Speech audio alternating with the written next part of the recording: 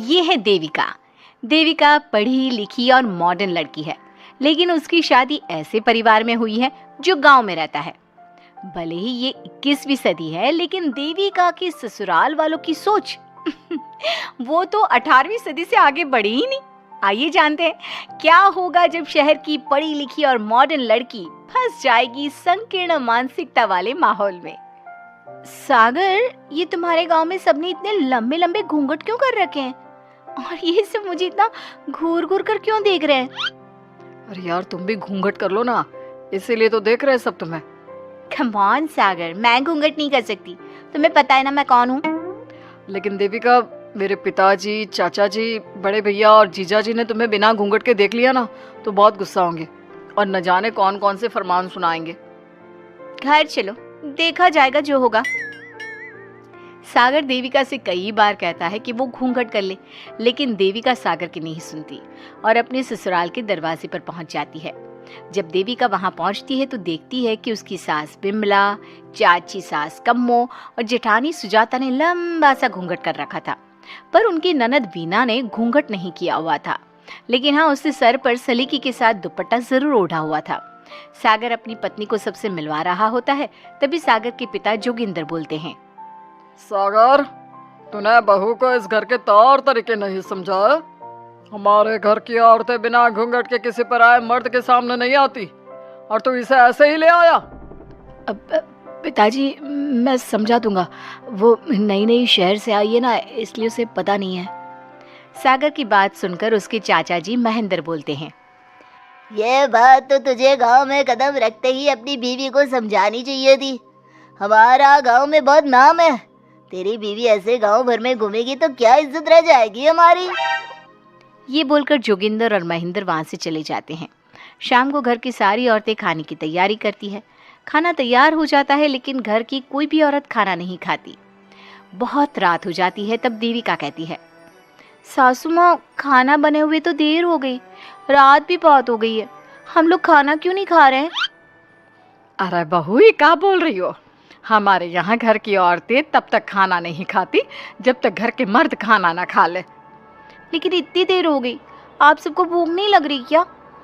तभी देविका की जेठानी सुजाता कहती है, लग तो रही है, लेकिन यहाँ की यही रीत है, ये निभानी तो पड़ेगी ना। भाभी जी, ये रीत नहीं है, औरतों को प्रताड़ित करने का एक तरीका है। अगर इस घर के आदमी पूरी रात नहीं आए तो आप पूरी रात खाना नहीं खाओगी क्या? देविका ये बोलकर सीधा सागर के पास जाती है। सागर उसे समझाता है, देविका, यहाँ ऐसा ही होता है, तुम थोड़ा सब्र कर लो, पिताजी और चाचा जी आते ही होंगे, फिर हम सब खाना खाएंगे। सागर देविका को समझा ही रहा था, तभी देविका की ननद वीना आकर कहती है, सागर, खाना खाने आ जाओ, पिताजी और चाचा जी आ गए हैं। चलो देविका, तुम्हारा इंतजार खत्म हुआ। सागर खाने के लिए बैठ जाता है। जब सब खाना खाने बैठते हैं तो देविका भी बैठ जाती है। सागर धीरे से उसे कहता है, अरे देविका, ये क्या कर रही हो? तुम इस तरह हमारे साथ खाना नहीं खा सकती। मगर क्यों सागर, मुझे भूख लगी है, सब लोग खा रहे हैं तो मैं क्यों नहीं खा सकती? ये हमारे घर का नियम है, पहले घर के आदमी खाते हैं और बाद में औरतें। लेकिन सागर, हमारे घर में तो ऐसा कोई नियम नहीं है। देविका और सागर में बहस छिड़ जाती है। तब सागर का बड़ा भाई कहता है, सागर, तेरी बीवी को एक बार में समझ में नहीं आता क्या कि इस घर की औरतें मर्दों के खाना खाने के बाद ही खाना खा सकती है? भैया, मैं देविका को यही समझा रहा था। मुझे तो लग रहा है कि इसके दिमाग में कोई बात ही नहीं बैठती एक बार में। भैया, मेरे दिमाग में बात तब बैठेगी ना जब आपकी बात कोई ढंग की होगी। अरे आखिर क्यों घर की औरतों को आप लोगों की बात खाना मिलेगा? हाँ, अब से पहले घर की किसी औरत ने घर की किसी मर्द से इस लहजे में बात नहीं की थी, इसलिए वो सब देविका की बात सुनकर हैरान रह गए। तभी सागर की जीजा और वीना के पति कल्याण जी कहते हैं, ये क्या है सागर, इस घर की दीवारों को औरतों की इतनी ऊंची आवाज सुनने की आदत नहीं है। अपनी बीवी को बोल जरा होश से काम ले और चुपचाप चली जाए। क्यों चली जाऊं मैं चुपचाप? इस घर की औरतें आपकी हर बात बर्दाश्त कर लेंगी, लेकिन मैं शहर की पढ़ी लिखी लड़की हूँ। आपके कोई भी फालतू के रीति रिवाज मैं नहीं बर्दाश्त करने वाली। इस तरह देविका ने सारे घर की औरतों के लिए मिसाल पैदा कर दी। जोगिंदर के घर में पहली बार किसी महिला ने विरोध का स्वर उठाया है। ये बात घर के किसी मर्द को बर्दाश्त नहीं हो रही है। तभी जोगिंदर कहता है, महेंद्र, मोहन, इस बेशर्म लड़की को कमरे में बंद कर दो और आज इसे कोई खाना नहीं देगा। अगर किसी ने इसे खाना दिया तो मैं उसे जिंदा नहीं छोड़ूंगा।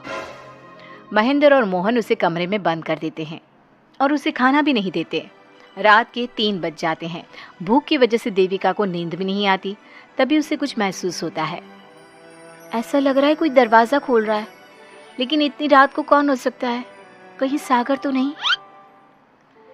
देविका उम्मीद भरी नजरों से दरवाजे की तरफ देखती है, लेकिन दरवाजा खोलने वाला सागर नहीं बल्कि विमला और कम्मो है। माँ जी, चाची जी, आप दोनों? बहू, ये ले, हम तेरे लिए खाना लाए हैं, खा ले। और ये बात ना तो किसी को बताना मत कि हमने तुझे खाना दिया है, नहीं तो हमारे मर्द मार मार कर हमारा बुरा हाल कर देंगे। माँ जी, आप यहाँ इतना घुट घुट कर क्यों रहती हो?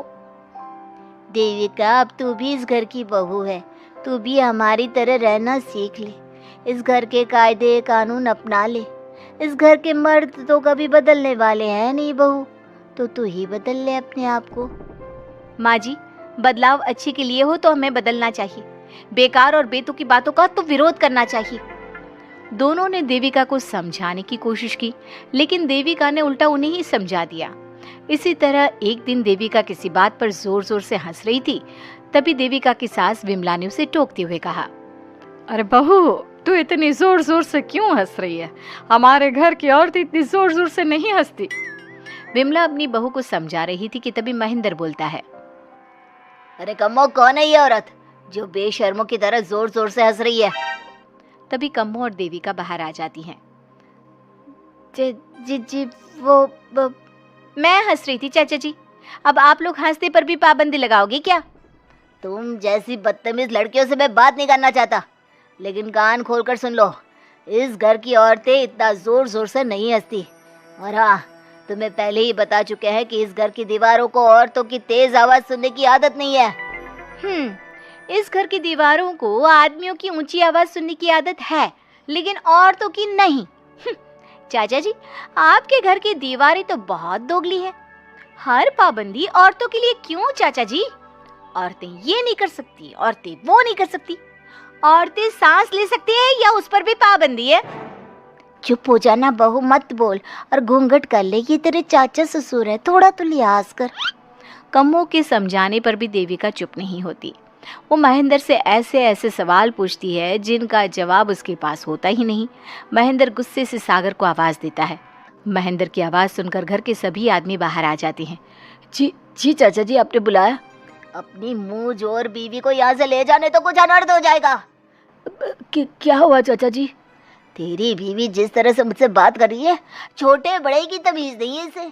कम से कम 7 दिन तक ये कमरे से बाहर नहीं निकलनी चाहिए।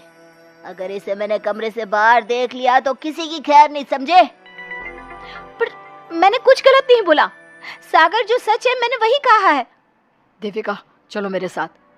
लेकिन सागर, मेरी बात तो सुनो। सागर देविका को वहां से ले जाता है। इसी तरह से कई दिन बीत गए। अब देविका अपने ससुराल में हर गलत बात का विरोध करने लगी, लेकिन जितना ज्यादा वो विरोध करती, उसके ससुराल वाले उस पर उतना ही ज्यादा अत्याचार करते। अब देखना यह है कि देविका अपने ससुराल वालों के अत्याचार को यूं ही सहती रहेगी। क्या उसके ससुराल में घूंघट में औरतों का दम इसी तरह घुटता रहेगा?